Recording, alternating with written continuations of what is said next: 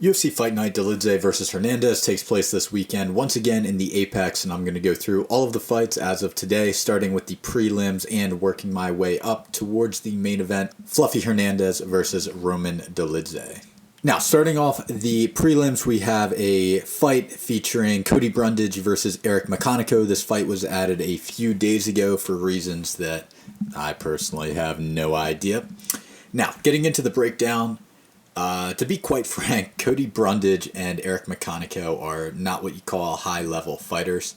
Cody Brundage, most notably known for losing at UFC 300 to Bo Nickel and making it past the first round. He personally has the most watered-down record in the UFC.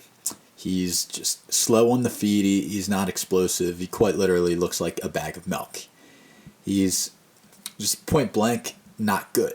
Now, the issue here is Eric McConaughey is also not good. Against Ruziboyev, he basically did nothing and then got finished at the first sign of danger. Now, the reason for my prediction to be what it is here is purely based off of athleticism. I know, not the best way to make these predictions. I think Cody Brundage is actually the heavy favorite here. I could be wrong. But both of these fighters, I think, have equal skill on the feet and on the ground. I just think Eric McConaughey is going to have a speed advantage over Brundage.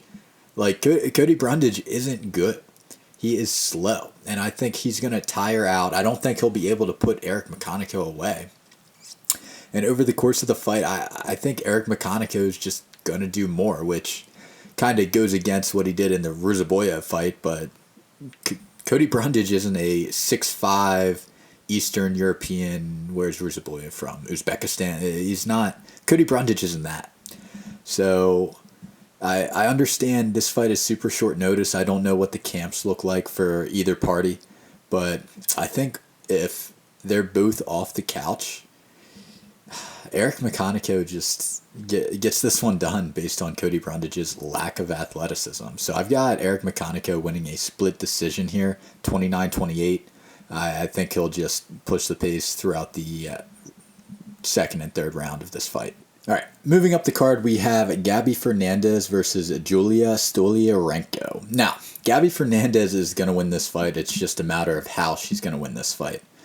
Stoliarenko is just not, she's not quality. She's a one-dimensional fighter with the worst dimension to be good at, and that's Brazilian Jiu-Jitsu. Now, Gabby Fernandez, she can keep the fight on the feet and simply outpoint Stoliarenko to get this one done. If she wants, she can probably take Stoliarenko down. I mean, she doesn't necessarily have to. The only reason Julia Stoliarenko is still in the UFC is because she beat Molly McCann. That's quite literally the only reason. And the fact of the matter is, Molly McCann isn't even a good mixed martial artist. So, with that being said, I think Gabby Fernandez puts on a clinic, not that Julia Stoliarenko is somebody to give Gabby Fernandez any pushback. But I've got Gabby Fernandez here winning by unanimous decision, 30-27. All right, now moving up the card, we have Uros Medic versus Gilbert Urbina. And Uros Medic is going to win this fight based on two different things. One, him having a vast amount of UFC experience compared to Gilbert Urbina's. And two, having the lighter man striking skill set. Now, Gilbert Urbina, he looked okay against Brian Battle on the Contender Series, but that was as a middleweight. He's 6'3", he looks like a natural middleweight. Him dropping to welterweight, I just don't think does him any favors. Especially against the lighter guy in Uros Medic, it's just not going to serve him well here. You know, I think it'll be a close round one, but in rounds 2 and 3, I think Medic is, again, that lighter man skill set, that crispiness on the feet, the elusiveness, it's going to be enough to take it over. And that Urbina will try to push back against it, and I think Medic is just going to be able to finish him in the third round. There will be a separation of skill on the feet. I think Urbina might try to shoot a takedown. But again, being 6'3", shooting these takedowns against smaller, lighter, quicker guys, it's not going to bode well when you're tired in the later rounds. So with that being said, I have Uros Medic by getting this one done round 3 finish. I think he'll be able to drop him in the third round, and the ref will stop it shortly after. All right, now moving up the card, we have Jocelyn Edwards versus Priscilla Cachoeira. Now, Jocelyn Edwards and Priscilla Cachoeira have a similar opponent in Ji Yeon Kim, and they both beat Kim by decision. However, Cachoeira arguably lost her fight against Kim, while Jocelyn Edwards went to a ridiculous split decision with Kim that should have been a UD. Cachoeira's only path to victory, in my opinion, is by standing and using her hands. She has a lot of knockout finishes in the UFC, and she's not going to want the fight to go to the ground. With that being said, Jocelyn Edwards is going to take the fight to the ground, and I think Jocelyn Edwards is going to submit Priscilla Cachoeira by submission in the second round. All right, on to the next fight, we have Elijah Smith versus Toshiomi Kazama. Elijah Smith is the huge favorite in this fight, and in saying that, this is a huge trap fight for Elijah Smith. There's great value on Toshiomi Kazama, given that Smith, he's only got one fight in the UFC, and he really hasn't been tested. He's a really young guy, and a young guy coming into this fight being a heavy favorite, this can weigh on Smith. Now, in saying that, Smith does pass the eye test. He's an extremely twitchy, he's a fast guy, he's young, he's athletic, he's got decent striking, he's got pretty good grappling, and he can most definitely knock out Kazama in the first round, and I think he'll do just that. Now, Kazama has been finished in the first round 2 of his last 3 fights. He's also taken about a year off, and with that being said, I think Smith just rides his momentum on this one, and I think he starches him early, gets him out of there in round 1. There is good value on Kazama, but at the end of the day, there's just a huge gap in athleticism and power. I don't think Kazama can overcome that. So Elijah Smith, round 1, knockout. All right, next up, we've got Julius Walker versus Rafael Cerqueira.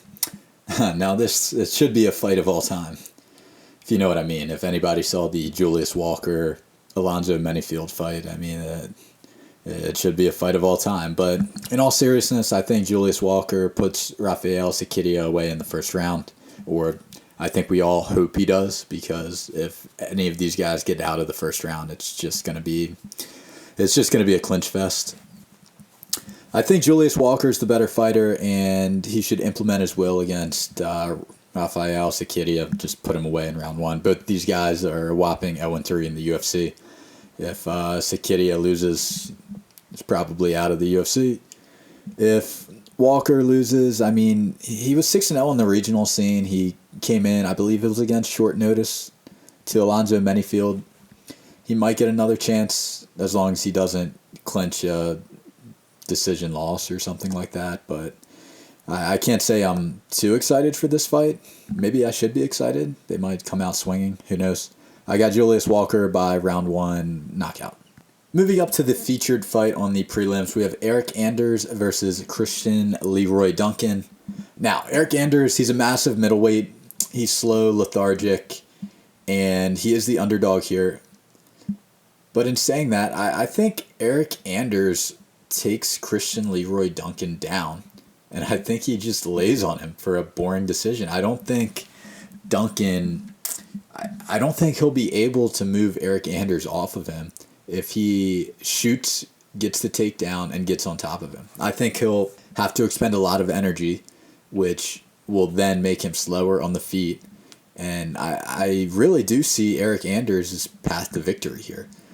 Now, in saying that, Christian Leroy Duncan can, just absolutely piece him up. Eric Anders could have a nightmare trying to get him down. As Christian Leroy Duncan is pretty decent on the feet. He's a taller, rangier guy. But I watched that fight against, Gregory Rodriguez, and he was able to take Duncan down with his massive frame. And I think Eric Anders, now he doesn't have that RoboCop frame, but he has a big frame on him. And I think he can press forward and wear on Duncan and edge out a 29-28 split decision, something along those lines, maybe squeaking out round 1. Christian Leroy Duncan wakes up a little bit in the second round, but by the third round, he's just dead and tired. So I've got a 29-28 split decision here for Eric Anders, picking the underdog. Now, moving on to the main card, we've got Miles Johnson versus Gene Matsumoto. I think this fight's a lot closer than the odds suggest, with Matsumoto coming in as the clear favorite. If you're a betting man, Miles Johnson does have good value on him. In saying that, I do think Matsumoto, he'll be a little too much for Miles Johnson. So Matsumoto lost a close decision to Rob Font, and he looked okay in that fight. He got a little bloodied up at the end.